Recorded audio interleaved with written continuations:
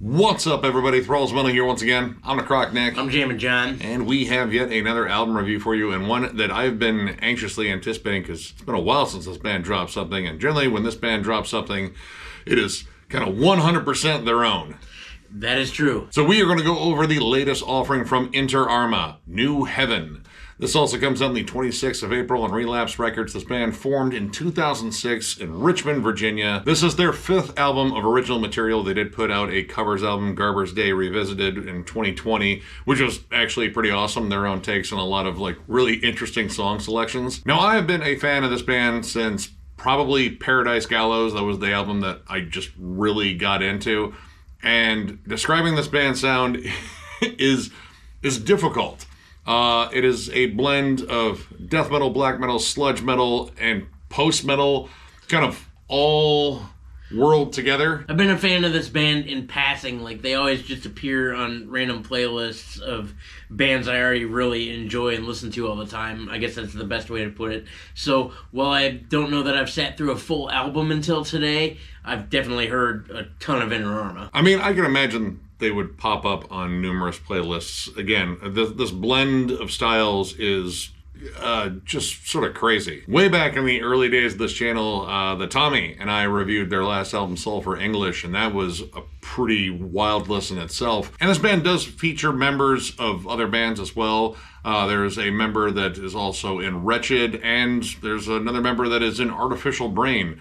And kind of somewhere between those two bands kind of lurks this band, because both of those bands kind of share elements of this one. I don't know. I will tell you that I think this is the strangest release that this band has put out so far. Straight bonkers. Yeah.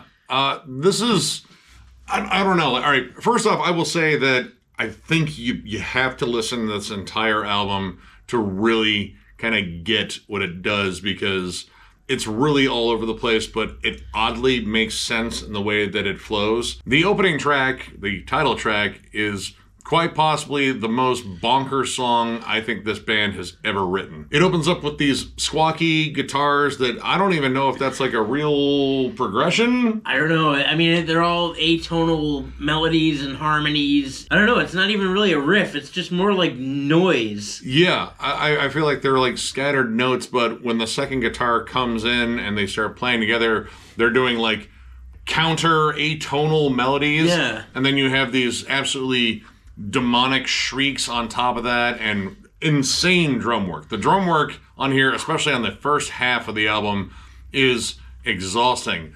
But this first song is easily the craziest thing on the entire album, and this is how it opens up. It's loaded with bizarre soundscapes, with synths and samples, and I think there are tape loops on here. There are riffs on here that they kind of drop out and pulsate like an electrical hum. It's kind of avant-garde. It screams avant-garde metal. But if I was going to describe it as some twisted jam session, it would be between Gorguts, Daughters, Coalesque, and Demolich. And Imperial Triumphant and Portal. Yeah. All those bands jamming at the same time, feeding each other weird ideas that kind of make sense and don't. A lot of the songs, at least in the first half of this, because this is definitely a tale of two sides, and in terms of how the album flows, it makes a lot of sense. But the songs, while they kind of start off very chaotic and weird, legit, the opening track, Heavy doesn't describe it. It's almost like Anxiety, the song. It has this nervous energy, it skitters around, and it's kind of violent and twitchy. But as you get towards the end, you start getting at least some semblance of melody, the atonal harmonies start making a little bit more sense. Yeah, you ever get too stoned and then you have a panic attack and you're not sure what's going on and you don't really know where you are and everything feels like it's just coming at you a million miles an hour and you can't breathe, and it's really like that. The first song is all of those things encompassed into one. The twisting, spiraling riffs, there's this descending pattern that sounds like a broken carousel on it. That captures that mood. It's okay, no, clowns are gonna come out of the fucking walls and murder me now. Now, the second song does calm down a little bit. violent seizures, and I thought it was violent seizures, which would still make sense. Well, it starts off very dissonant with this kind of ambient droning. It eventually moves into, I don't know, what I would call more akin to like post-metal. Actually reminds me a lot of Genghis Tron, especially their last album. That, the second track on their last album? Oh, the title track. Yeah, the title track on their last album. Yeah, reminded me a lot of that. This song is exhausting if you're the drummer. The drummer puts in an insane amount of work. It starts off with, like, tribal patterns, and it's this steady, like, rhythmic pulse. Like, whether he's blasting or doing snare rolls, the dude is constantly moving, and the atmosphere behind it is shifting and churning, and it's very just haunting sounding. The vocals take on some more blackened shrieks, and it has this really interesting, like, steady build. Like, with each increment, it builds up a little bit in intensity. There's a period where it kind of drops out for a little bit,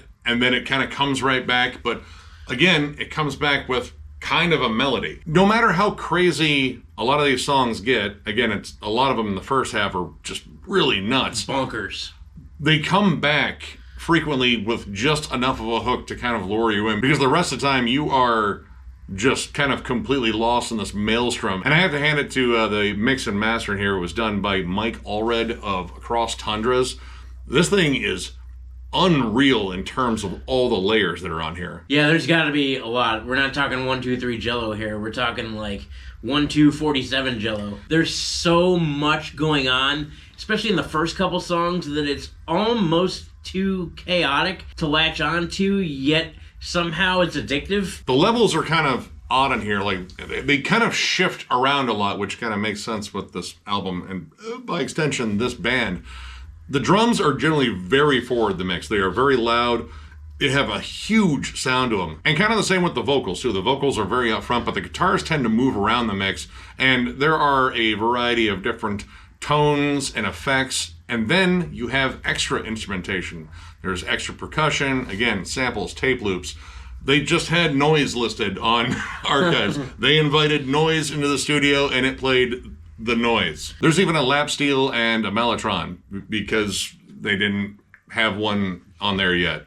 There's like so much going on, and it can create this kind of cacophony of just absolute madness. Like, there's, again, this weird anxious energy to this album. Yeah. It's both like oppressive and dark, but it's kind of making you want to bite your nails. Did you ever take antidepressants and then stop abruptly? It's that. Yeah, that's kind of like some of the transitions. And honestly, now that, you know, we're here, I'm thinking track by tracking this might be the way to go about it, because again, there's like this sort of flow to it, and as the album progresses, it leaves a completely different way than it started. But we're not there yet. We're going to be there in about 15 minutes if you keep watching the reviews. So, next up was Desolation's Harp. And in the beginning, I kind of liked this more because it seemed more death metal-y. Like, it was really, really heavy in the beginning, and you got these really low, sinister growls. I think the guy sounds a lot like Ross Dolan from Immolation when he growls. I mean, it's heavy, it's very reverb-drenched. Like, it sounds like he is, like, barking in a well. Yep. It's a massive sound. This song, again, the drummer hasn't died from the last track. So which is crazy because he should have. And he comes in blasting on this one. And what's really interesting is you get this really interesting contrast between the music and the drums. Yeah. The drums are moving at a mile a minute. Like, again, blasts, rapid fire fills. But the music on top of it, you know, it is generally more slow and brooding. Like, it's just like dissonant melodies. Yep. And like some like kind of droning riffs on top of that. And even the vocal cadence is really slow. So it has this like sort of odd vibe to it where it feels like it's kind of crawling after you, but I don't know, it's like crawling like a millipede because all the fucking legs are moving quickly. I don't know how to compare this song to anything because it's weird. Well, what's even more weird is, so you start out this song insane and death metal, but then like little by little it starts to gradually regress. Like it little by little gets slower and more manageable as far as listening is concerned, because after you get through all that crazy bullshit in the beginning, then you get these big gothic synths and these big like Iron Maidenish harmonies that kick in. I was kind of shocked by the harmonies because they kind of come out of nowhere, because up to this point, everything has been very like dissonant, atonal, or just like these like thick, big, heavy drones in the background. It has a little bit more of like a black metal feel before that, and then you start hearing like the synths, which I don't know, kind of sound like weird church organs at a point. Yeah, they're really low end too. Yeah, like it's... but then those harmonies come in. Yep. And it's like kind of bright and refreshing. And again, like towards the end of these first 3 songs in particular, all of a sudden there's like a melody to kind of like draw you back in. It's like, listen, I know we're weirding you out. Just hang in there with us. Give us just a second. And then that goes into Endless Gray, which is the end of side 1 on the vinyl. And to a degree, that kind of makes sense because it is the first track to really have like a big fade out at the end. And it's an instrumental. And honestly, it's the first moment where it's just flat out more melodic overall. Beautiful, harmonized, weepy, melancholy melody, and a really cool bass solo. Absolutely. Like the bass honestly kind of steals the show on this one. Like it starts off as like just heavy droning behind these really cool harmonies. And the harmonies are, again, very pretty, kind of like akin to like Baroness. Yeah. But as the song goes on, the bass starts like really kind of opening up, like the noodles become a little bit more intricate. And there's like a flat out solo that it kind of ends on, which is like, oh, all right, that's kind of nice. And it fades out from that point. The song, it feels a little bit more like lush and atmospheric. It doesn't feel as rigid and borderline schizophrenic as the first 3. Now, this is the point where the script really flips, because side B is so vastly different from side A.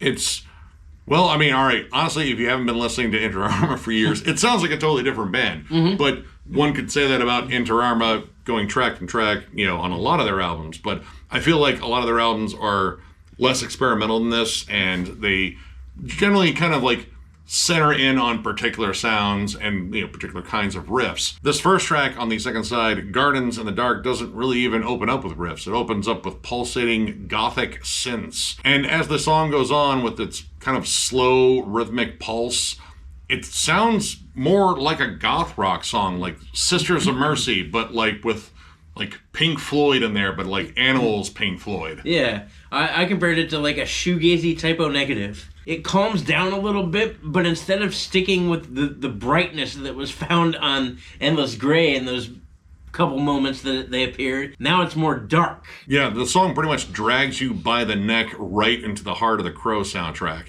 It is just gloomy and rainy, but then the vocals really take a hard shift, pretty much straight to, again, goth rock, Fields of the Nephilim, or Sisters of Mercy again. Like, they're low, they're baritone, they're actually quite pleasant, and fit the music really well. And honestly, the clean vocals were something I was waiting for, because this band kind of likes to squeeze in or sneak in clean vocals that I think are really well done, like, all over their music, but it's kind of almost at random. Like, you don't know when they're going to show up, but you're reasonably sure they're going to show up again if you've been listening to this band for a while. Like In-Laws. You don't know when they're going to show up, but they're going to show up. It'll be right when you're banging their daughter. The song is also where the production kind of messes with me. All right, legit, like the production kind of messed with me to begin with, because again, New Heaven, batshit crazy, and again, all the layers and the phasing in and out of stuff, it's nuts. But this song, it kind of builds on this droning gothic vibe. Like, it's got these big lush melodies and, you know, a cool drum and bass sort of vibe to it, too. Like, a lot of the lush melodies feel more driven by the synths and the bass and drums and, you know, the gothic vocals. But the song starts fading out, and like, all right, well, that was kind of cool. Right, and it was a good place to do it, too, so it made sense. It wasn't like, oh, shit, I wouldn't have done it there. Like, it faded out in a logical point. And that would be a normal thing, to fade out. Yeah. But then they fade back in, and it fades back in to the point where it sounds like it's absolutely grilling your speakers. And then it just cuts right off. Dude, I swear this song was fucking with me. And it's weird too, because when it cuts off, there's still actually like 7 seconds left of the song. So not only does it cut off, but it's in complete silence for a moment. You're like, what the fuck? Yeah, no, that's where I was at. And that goth rock vibe continues on with the next track, The Children the Bombs Overlooked. That one, while it's a little bit more doom-laden, it still has that gothic energy. You still have like the deep baritone croons, and rhythmically might be one of the craziest songs in the entire album. Those tribal war drums are sweet. First of all, the production of the drums. I mean, the drums are pretty out front at all times, but most times when they have these little, like, isolated tribal sections, they're huge. Huge. I mean, we're talking about, like, hitting kettle drums with mallets. Huge. There's some cool spacey synths in this one, too, and this is the point where, while, again, the rhythms were very crazy and just like these strange off-time patterns, the music started to kind of sound like it was settling down a little bit. Like, this is very far removed from the opening couple of tracks where it's just riddled with just intense moments. This, while it's heavy and dark and lumbering, it feels like it's kind of like slowing down, like it's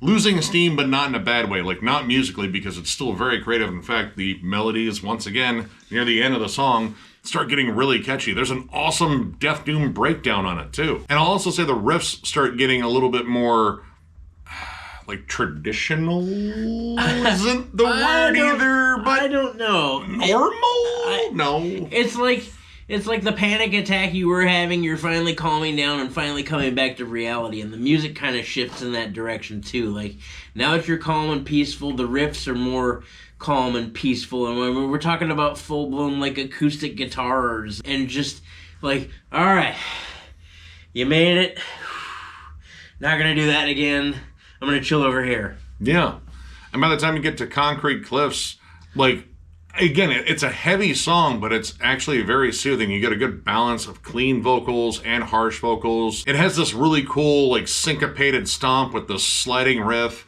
and the vocals are matching up in time. But it'll shift over to these big, lush, atmospheric sections with clean vocal harmonies. And honestly, it's one of the prettiest songs of the album. It's like Godflesh covered Pink Floyd. Yeah, no, that's fair. That kind of describes some of Jesu, too. The dreary harmonies on that song are absolutely amazing. And again, this song takes, like, a huge melodic turn. And in terms of, like, you know, the rhythms and the song structure, this feels way more straight ahead. Like, this is where they kind of just like, all right, we're just going to write, like, kind of a straightforward song. Because even the Children the Bombs Overlooked had some very odd mashups in terms of stuff. Like, the end of that song is, like, blast beats, but the most, like, atmospheric, lush sort of sound on top of it. Like, you know, someone doing blast beats over a Cult of Luna song. This one stays more slow and brooding. It's good they gave the drummer a break because he's been working overtime on here. But it's very haunting. Like, this is the one that's like the somber reflection. Or so we thought until we got to the last track, Forest Service Road Blues, which is this rustic, folky, kind of almost country-ish like, dirge. Kind of like desert rock or something, like just peaceful out on the range and a fire and a guitar and sipping some whiskey and, you know, you get your dog and, like, it's just like that. Except no one's smiling because the lyrics are really dark. Oh my god, the lyrics are depressing. Yeah, very dark subject matter that, you know, I'm pretty sure if I, like, flat out said what I think it's about, we'd probably risk some monetization. That's fair. I think that's true. Actually, the second time we listened to the album, I was like, man. Yeah. There's some subject matter there I don't want to touch. It's a very, like, Johnny Cash's version of Hurt.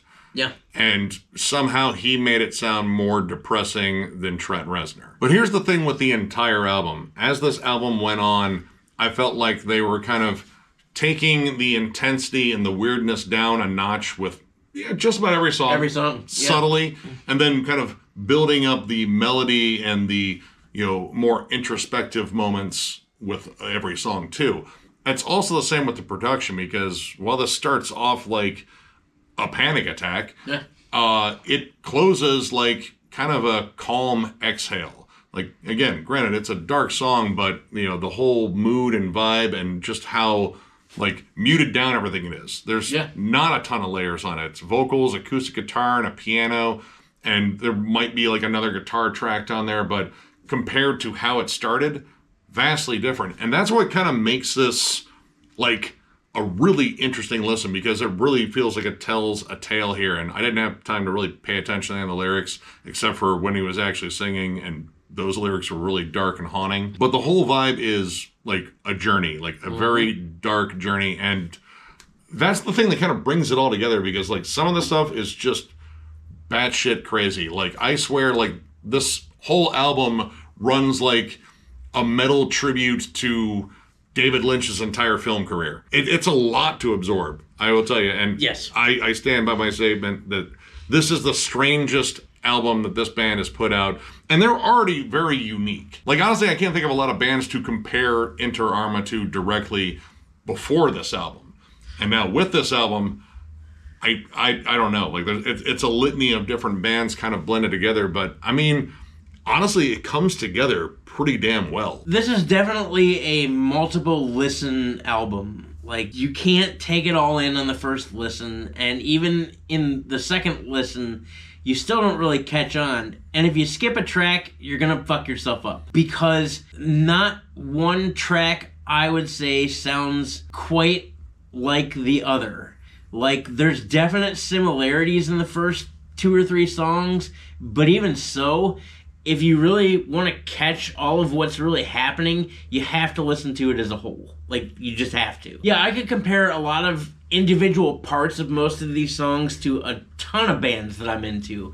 But to be able to say, hey, this sounds like Primitive Man, or hey, this solely sounds like Imperial Triumphant, or hey, this solely sounds like Godflesh, like, no. There's just a whole lot going on and a whole lot to latch onto. So, overall, I'm going to give this 3.5 stars. I'm probably actually going to listen to it again to really try and soak up more of this, because there's a lot going on, and there's a lot of talent going on here for sure. And the way that these songs are constructed is pretty insane. Through the second listen, I became more of a fan of the first track, actually, because initially I was kind of like, that's too crazy, I don't know what's happening. But there ended up being a lot of groove in it. Getting towards the middle point of the record, as dark as it is, it gets really pretty and really lush and very open. It was just an experience. I would call this record more of an experience and a journey than I would just like a flat-out banger. If you're into a bunch of bands that are really neat, Imperial Triumphant, Portal, Primitive Man, Immolation, Pink Floyd, Godflesh, Genghis Tron, a bunch of them, I don't know, give it a listen. In the past, I haven't really jammed this band much, like, as a whole album. You know, it just came on a bunch of various playlists that I jam all the time anyway. And I like this band. It's a bonkers listen, but it's grossly entertaining at the same time, so I would recommend checking it out. Yeah. I'm gonna go with a 4. Like, honestly, it really kind of clicked with me. Like, initially, like, New Heaven is just an absolutely schizophrenic, twisted song. It's almost anti-musical at points. But, I don't know, I kind of grew to appreciate these steady levels and intricacies within each track as the album flows. Like, this is a very complex album. Like, it kind of goes past, like, just being technical, because it definitely is. But it's complex in terms of the songwriting, in terms of, like, the atmosphere, the production, the layering. There's so much going on, but honestly, it comes together surprisingly well. Like, a lot of this stuff, you know, surface level, you probably think it's just absolute chaos if you hadn't been listening to this band for a while. But when you start kind of picking apart the intricacies, it starts kind of making sense. Like, you know, this band gave you a stroke, but it also gave you, like, superpowers. That's my origin story, and Inter Arma is a part of it. Yeah, in terms of, like, comparing this to anything, I mean, I can compare it to Inter Arma. That's about it, though. Like, again, you're pulling elements from, you know, post-metal, black metal, death metal, sludge metal. There's, like, more ambient stuff on here, too. There's definitely a lot of noise. Hell, I think I heard, like, some technical death metal riffs. Like, I heard Demolish in the first track, too. Yeah. It's just sort of a bonkers listen, but dive into it. Like, and it's really cool how the album flows. Like, the opening track is the antithesis of the closing track. It goes from an intense, violent fever dream to just sort of calm and reflective. And yeah, I don't know. I just dig this. This is just a wild album. I already ordered it just because I'm a big fan of this band. But yeah, check this one out if you want something that's just gonna peel your eyelids back and make you smell colors and I don't know, feed you to a wild boar somewhere in the middle of the album. I don't know what's going on in here, but it's pretty awesome. This will open both your third and fourth eye. Yeah, you didn't know you had that fourth one. It's on your neck. So, if you enjoyed this review, give it a thumbs up, and if you are new to the channel, subscribe, because we do stuff like this all the time. We are also on Patreon. If you'd like to help us out there, there's a link down below to thrallsmetal.com. Our Patreon link is there. It is also on our channel up in the banner in the bottom right-hand corner. But if you're looking for Thralls Metal stuff, you have to go to thrallsmetal.com. We have t-shirts, both old and new. The old ones are discounted, provided we have your size. And we even have hats, too, so if you want any of that stuff, you have to click the link down below. And last but not least, we just want to thank you guys for continuing to tune in and follow us. You guys have made Thralls of Metal into something a whole lot bigger than we ever thought it would be. We appreciate you to the nines. Tons of content coming your way. Album reviews, discography rankings, live show reviews. We're about to go to MDF, which is going to slay everything. It'll be awesome. Nick's got a bunch of segments, but yeah. Thank you. Tons of things hurled your way. I'm going to take it to the 10s instead of the 9s, though. Whew. I know. I'm feeling saucy. But no, you guys absolutely rule, and more content coming your way. So thank you once again, and we will catch you later.